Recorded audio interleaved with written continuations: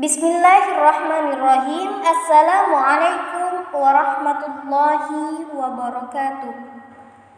Kami dari kelompok A akan menjelaskan tentang telaah materi sebagai landasan pengembangan buku ajar bahasa Arab yang disusun untuk memenuhi tugas mata kuliah telaah materi bahasa Arab dengan dosen pengampu Ustadz Muhammad Ardi Zaini, MPDI.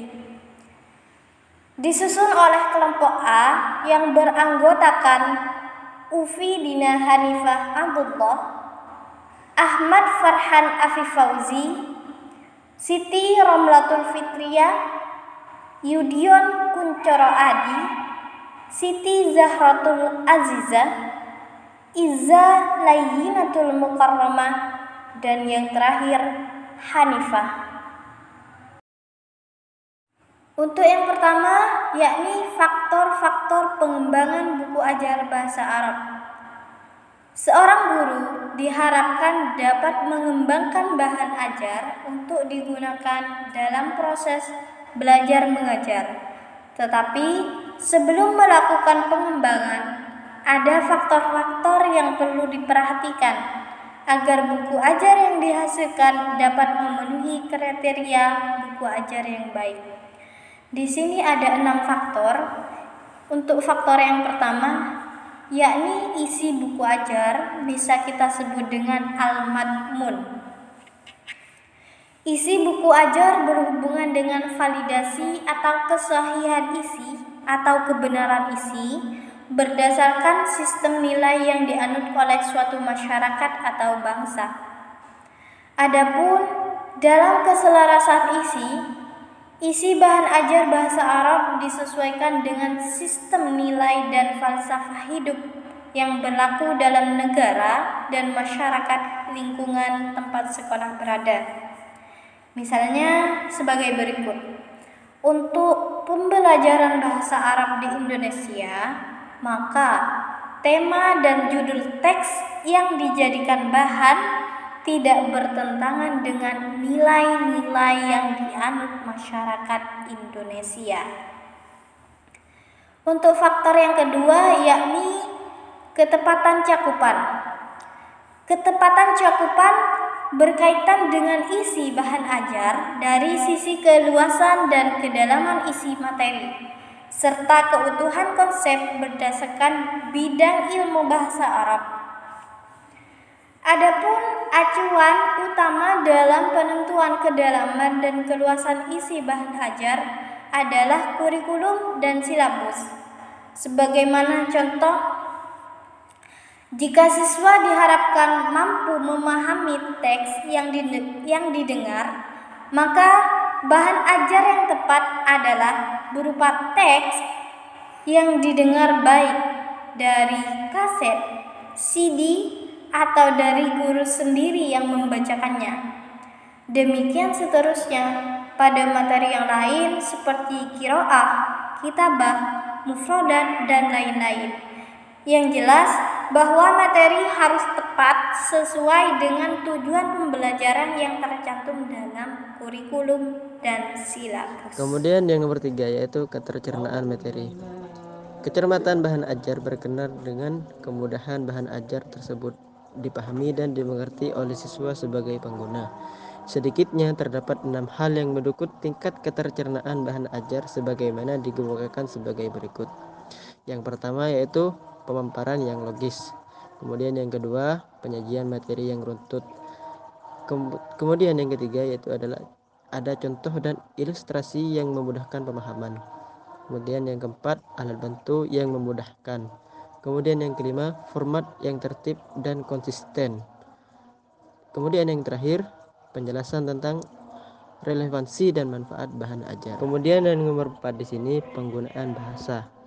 Penggunaan bahasa dalam perkembangan bahan ajar berkaitan dengan pemilihan ragam bahasa, pemilihan kata, penggunaan kalimat efektif, dan penyusun paragraf yang bermakna. Bahasa Arab yang digunakan dalam bahan ajar adalah bahasa Arab yang fushah atau bahasa komunikatif yang lugas dan luwes. Maksudnya dalam arti fushah, yaitu kita membicarakan kata-kata dengan fasih gitu. Sementara itu, pemeliharaan kata dalam bahan ajar hendaknya jenis kata yang lugas dan singkatnya, bukan kata atau istilah yang asing atau tidak banyak dikenal siswa. Adapun penggunaan kalimat efektif dalam bahan ajar menekankan penggunaan kalimat positif dan aktif dalam menyampaikan informasi dan sebaliknya, menghindarkan penggunaan kalimat negatif dan pasif. Kemudian yang nomor 5 yaitu perwajahan atau pengemasan. Perwajahan dan pengemasan dalam bahan ajar berhubungan dengan penataan letak informasi dalam suatu halaman cetak dan pengemasan dalam paket bahan ajar multimedia. Kemudian yang keenam yaitu ilustrasi.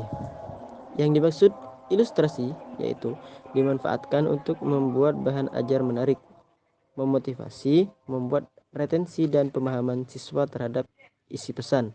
Dalam hal ini, ilustrasi dapat dilakukan dengan menggunakan tabel, diagram, grafik, atau kartun, dan lain sebagainya. Bismillahirrahmanirrahim. Melanjutkan slide selanjutnya. Pada kali ini kita akan membahas tentang komponen bahan ajar yang baik dan benar pada pembelajaran bahasa Arab, teman-teman. Pada slide sudah dituliskan di sana bahwasanya sebuah komponen pembelajaran yang baik dan benar itu harus dirancang secara sistematis. Dalam artian, jika pembelajaran ini sudah dirancang secara sistematis, maka sudah benar-benar matang komponen-komponennya. Nah, nanti bagaimana kita bisa mengukur keakuratan komponen-komponen tersebut dalam artian bisa maksimal atau tidak, yaitu dengan tahapan yang terakhir pada proses pembelajaran, yaitu evaluasi pembelajaran. Baik teman-teman, komponen pembelajaran bahan ajar bahasa Arab yang baik itu dibagi menjadi 3. 1. Komponen utama. Komponen utama ini bisa dikategorikan bahwasanya buku. Buku ini merupakan komponen utama karena di dalam buku sudah tertera dengan jelas dan bahan ajar yang akan diajarkan oleh seorang guru ini sudah benar-benar matang. Jadi para siswa pada nantinya bisa membaca buku maupun yang disampaikan oleh guru. Yang kedua ada komponen tambahan, teman-teman. Ini semisal pemberitahuan kepada murid yang tidak ada di buku. Jadi guru harus terus mengupdate atau menginfokan hal-hal terbaru karena berkembangnya zaman. Nah, guru harus terus memberikan informasi supaya para siswa ini tetap berkembang dengan terusnya zaman ini. Yang terakhir ialah tetap evaluasi belajar untuk bagaimana kita nanti mengukur keakuratannya. Nah, itu dengan pembelajaran tadi, dengan evaluasi pembelajaran ya seperti ujian dan lain-lain.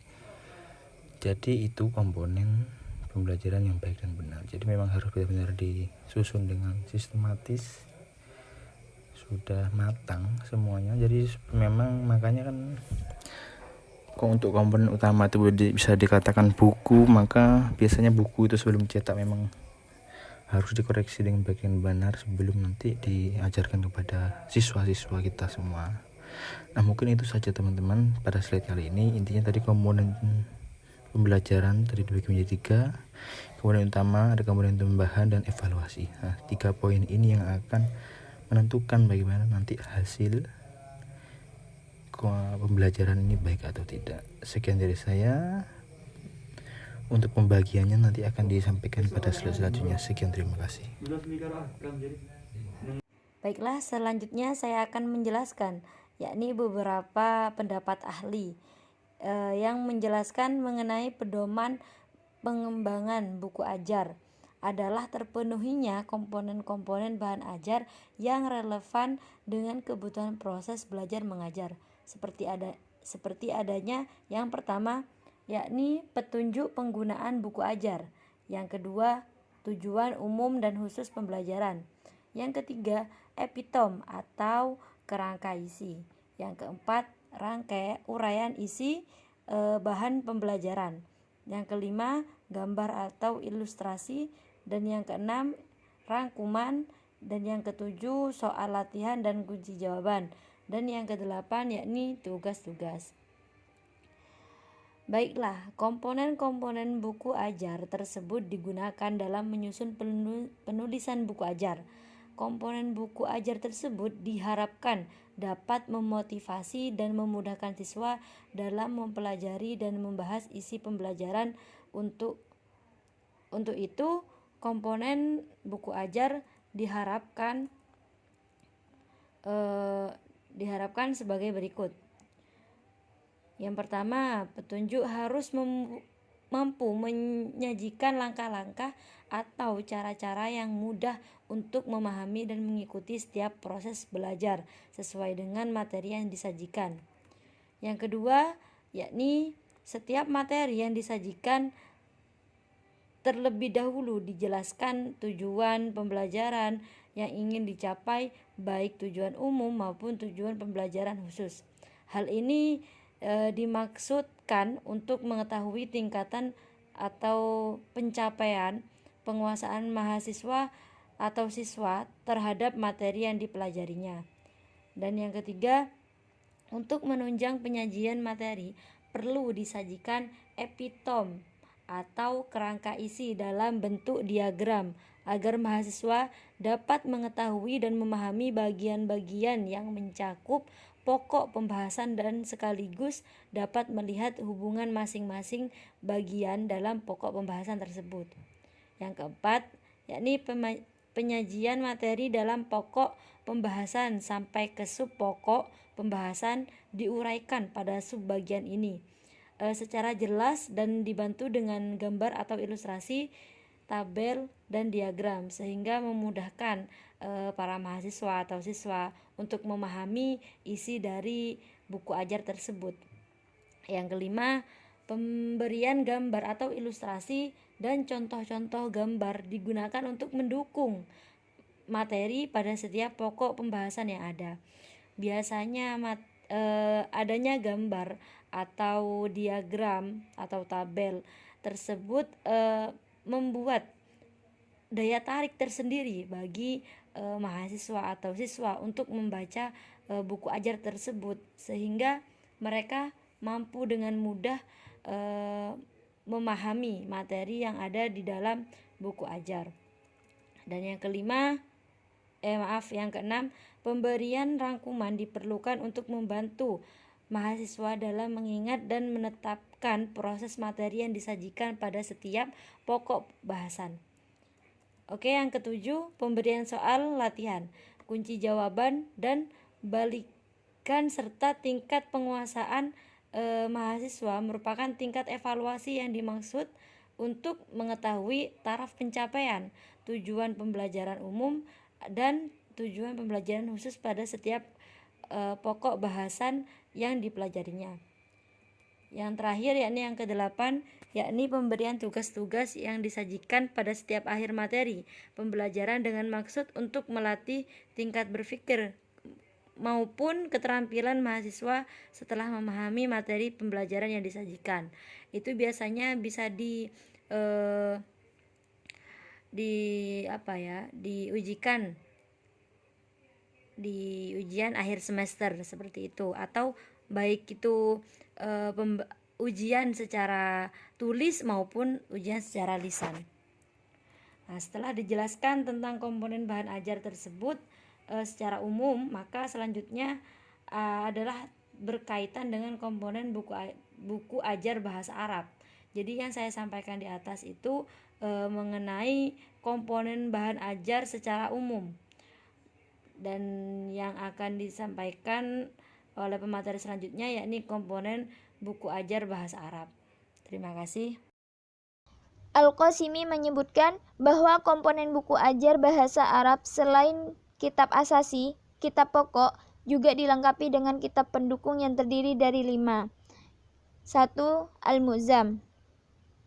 Yang dimaksud dengan Al-Mu'jam di sini adalah kamus yang membuat kosakata yang ada di dalam kitab pokok pelajaran bahasa Arab dan menjelaskan maknanya, baik bahasa Indonesia.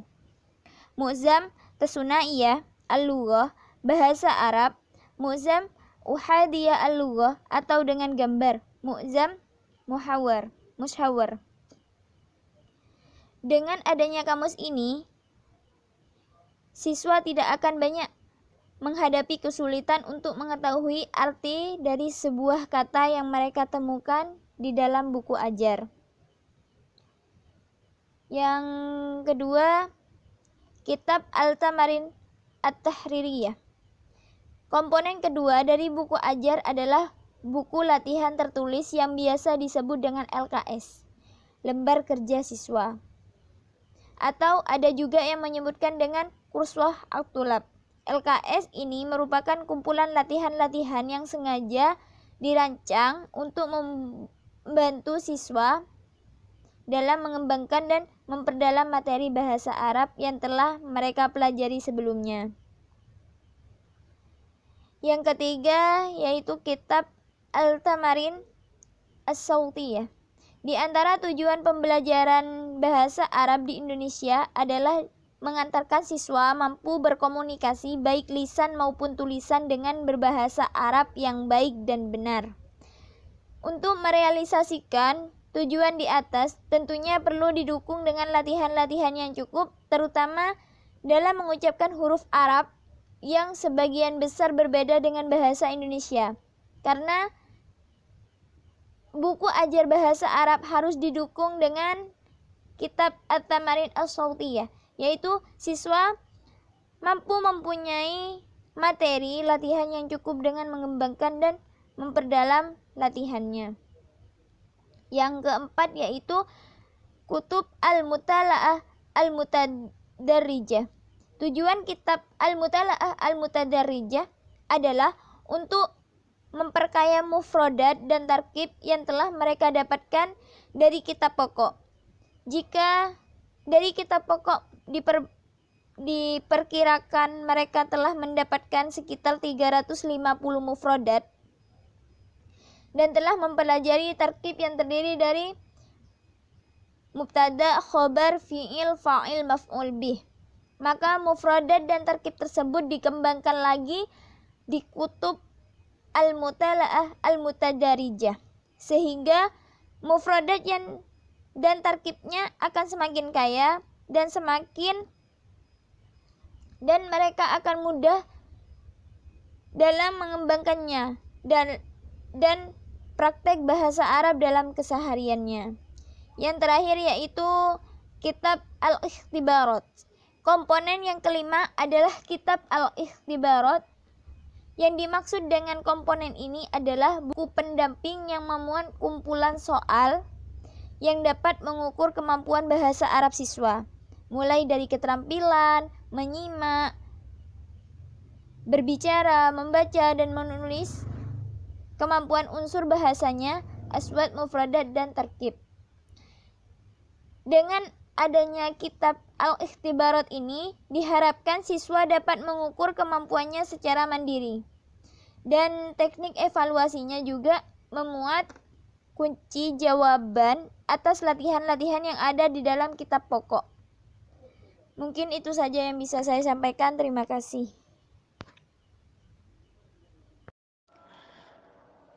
Taib, untuk penjelasan yang selanjutnya yaitu mengenai ruang lingkup bahasa Arab.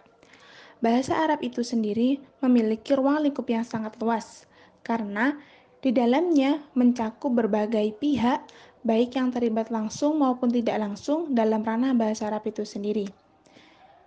Nah, ruang lingkup kompetensi mata pelajaran bahasa Arab itu ada 4 komponen. Ada istima, kalam, qiraah, dan kitabah. Yang pertama yaitu istima. Apa sih istima itu? Dalam bahasa Indonesia, istima bisa diartikan sebagai menyimak. Sedangkan pengertian dari maharo istima adalah kemampuan seseorang dalam mencerna atau memahami kata atau kalimat yang diucapkan oleh orang lain. Nah, Istimewa ini harus dicapai dengan latihan yang terus-menerus untuk menghasilkan atau mendapatkan hasil yang sesuai dengan tujuan awal. Nah, tujuan dari pembelajaran istimewa ini untuk agar siswa mengetahui dan mampu membedakan suara-suara huruf dalam bahasa Arab dengan baik dan benar. Yang kedua yaitu maharatul kalam atau bisa diartikan sebagai keterampilan berbicara. Maharatul kalam merupakan kemampuan siswa untuk mengungkapkan bunyi atau kata untuk mengekspresikan pikiran, bisa berupa ide, pendapat, keinginan, atau perasaan kepada orang lain. Secara umum, keterampilan berbicara atau maharah kalam ini bertujuan agar siswa mampu berkomunikasi lisan secara baik dan wajar dengan bahasa yang mereka pelajari, yaitu bahasa Arab. Maksud dari secara baik dan wajar yaitu siswa dapat menyampaikan pesan kepada orang lain dalam cara yang secara sosial dapat diterima atau dapat difahami. Nah, untuk mencapai tahap kepandaian berkomunikasi melalui maharah kalam ini diperlukan aktivitas-aktivitas yang memadai dan juga yang mendukung. Seperti lingkungan, karena lingkungan dalam maharah kalam ini sangat mendukung bertumbuhnya kemampuan berkomunikasi siswa. Baik, pembahasannya yaitu ruang lingkup bahasa Arab, di mana di sana itu ada 4 komponen. Nah, yang nomor 3 yaitu membaca atau qiraah. Membaca merupakan kegiatan melihat tulisan bacaan dan proses memahami isi teks dengan bersuara atau dalam hati. Dan yang nomor 4 adalah menulis atau kitabah, di mana di sana itu menulis merupakan suatu kegiatan untuk menciptakan suatu catatan atau informasi pada suatu medis dengan menggunakan huruf atau aksara, seperti itu.